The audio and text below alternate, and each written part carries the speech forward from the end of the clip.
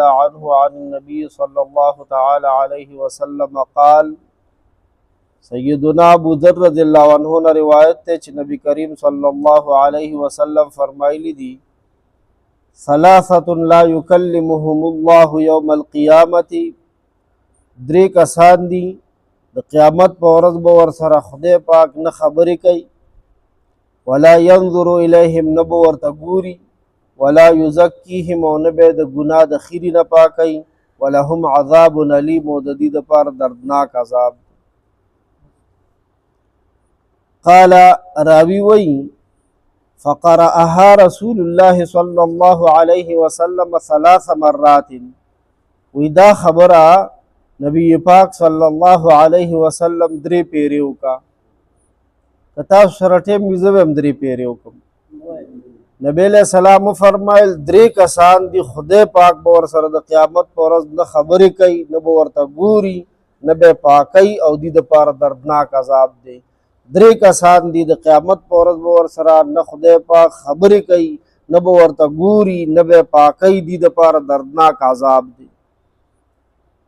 قال ابو ذر رضی اللہ عنہ وی خابوا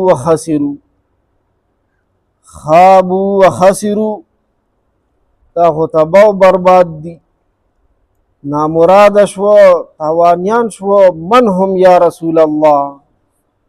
دا سوک دی دا درې کسانې د الله رسول صلی الله علیه وسلم. صحابو سره به هر مسله کې د ځان غمو. قال نبی علیہ السلام فرمایل المبسل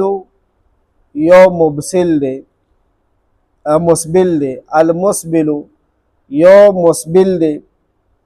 والمنان دیم منان دے درم والمنفق سلعته بالحلف الكاذب. مسبل چی کپڑا پرتوگ لنگ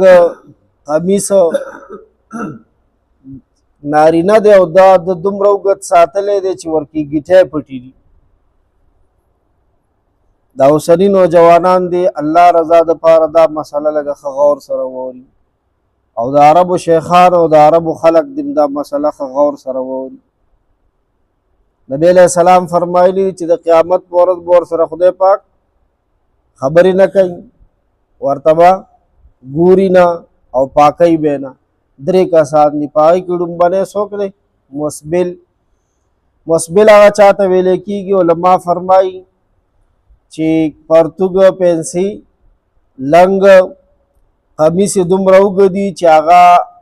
ځوړنده وي د ګیټو نه ښکته او ګیټی ورکې پټې وي. دې کې د ده نیت د تکبر وي او کني په دواړو صورتونو کې دا منع دي. ګیټی په پنسو کې پټول د نارینه دپاره حرام دي او څومره سخت وعید پې بیان شو چې خدای پاک به ورسره خبرې نه کوي ګوري به نه ورته او پاکوي به نه. او زنانه چې دي د هغې دپاره حکم دا دی چې دوی به ګیټی پټوي د دوی ګیټی هم په سطر کې داخل دي. دویم کس چې الله به ورسره خبرې نه کوي ګوري به ورته نه پاکوي به نه او دردناک عذاب دی ور دپاره المنان احسان زباتون کے. گورئی علماء فرمائی د احسان کولو مقصد چی آغا چی ضرورتمند لا آرام رسول دی. د احسان کولو مقصد سی ضرورتمند تا آرام رسول او احسان باطل چی دی کنه نو دا بیا هغه ته آرام رسی که په دې باندې ورته تکلیف رسی.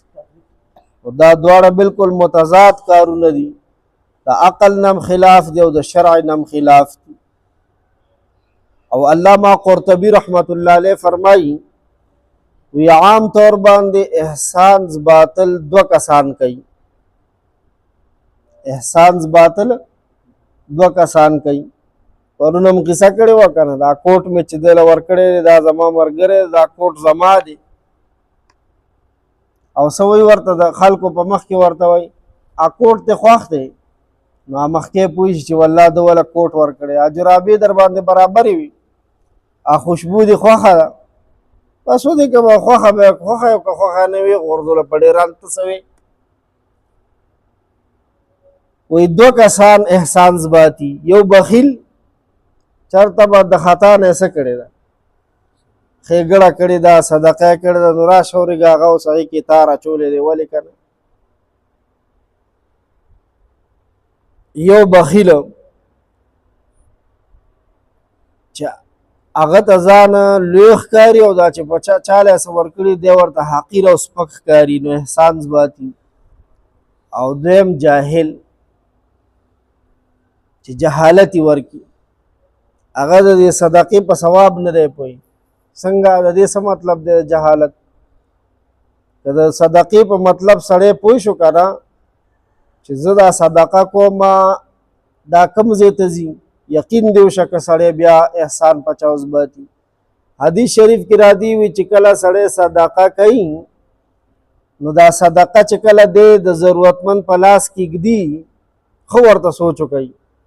د ضرورتمند د لاس د تګ نه مخکې دې منځ کې د الله لاس راشي اول دا صدقه د الله لاس ته لاړه شي د چا لاس ته لاړه شي مونږ خو نه دی لیدلی که نه د الله لاس خو دا چا ویلي دي پیغمبر علیه صلات وسلام فرمایلی دي ضرورتمند ته چې کله مونږه صدقه لاس کې ږدو نو د ده لاس ته د تګ نه مخکې دې منځ کې د چا لاس راشي د الله د الله لاس ته لاړه شي بیا الله د خپل لاس نه دغه ضرورتمند ته لاس کې ږدي نو اوس راته دا ووایه چې دې ضرورتمند ته دا صدقه دا سیز الله لاس کې خو کتا ورکو مړه خده خو به یار والله چې الله ورکو والا نو چې الله ورکو زما ورکې سویمه ده او چې الله کله ما نه واخیستو که نه او زه بیا پرهیز وکړم نو بل حدیث کې راځي وایي دغه څیز کار څومره وړوکی وي دا الله پاک چې اخلاص سره دا الله پاک لویی تر دې پورې چې د کجوري لږه څه حصه که نه عربو کې کجوري عامې وي زمونږ علاقه کې ټافیانې بل خوږې ګولې معمولی شی دی چاله ورکړي په اخلاص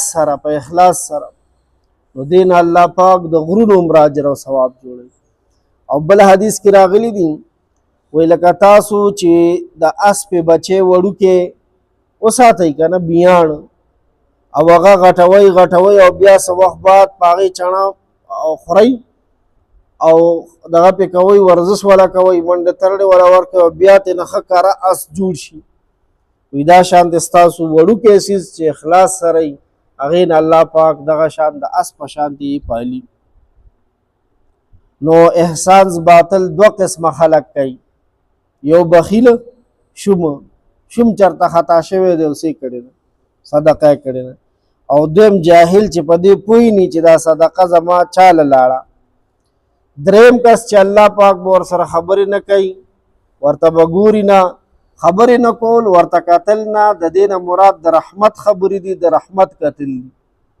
د قهر خبرې او د قهر کتل به ورته کوي دریم کس څوک دی المنفق سلعته بالحلف الکاذب چې خپل سامان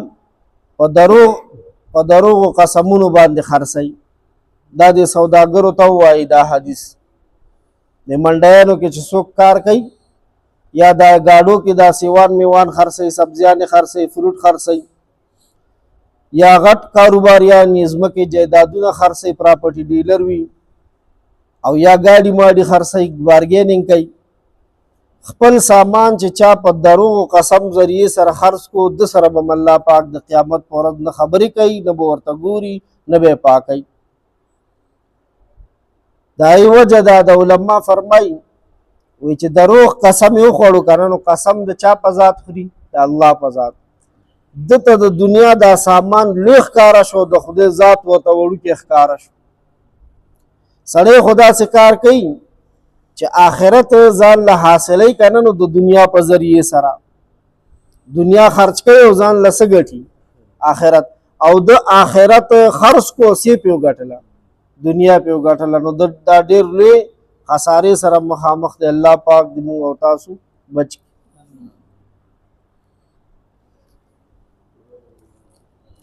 یا ارحم الراحمین یا ارحم الراحمین یا ذا الجلال والاکرام.